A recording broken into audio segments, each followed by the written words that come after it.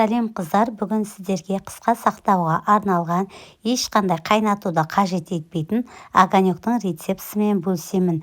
Ең алдымен ет тартқыштан қызанақтарымызды өткізіп аламыз. Қызанақтарымызды домалақ түрін таңдаған жақсы, сонда еті көп болады.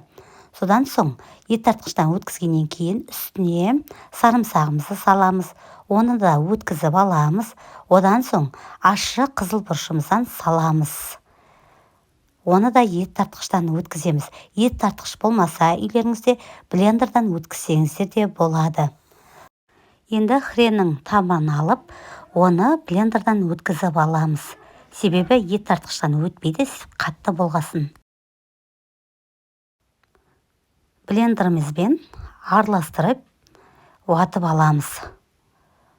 Толығымен уатылмаса, үстіне 2-3 ас қасық қызанақтан саламыз да, содан соң тағы бір қайтара езіп аламыз, араластырып.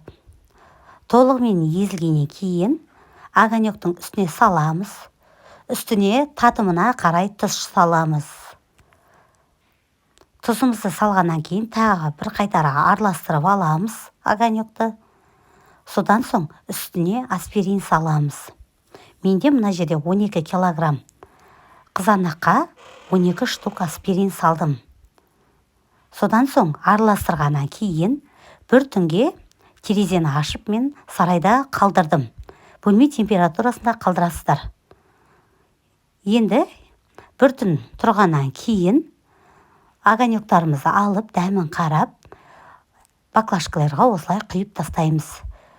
Комнатный температурада, бөлме температурасында немесе холодильникке салып сақтасаңыздар болады.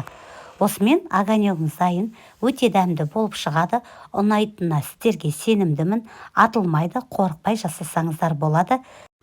Видео ұнаса, лайк басып, комментарий қалдырып, каналыма тіркеліп кетуді ұмытпаңыздар.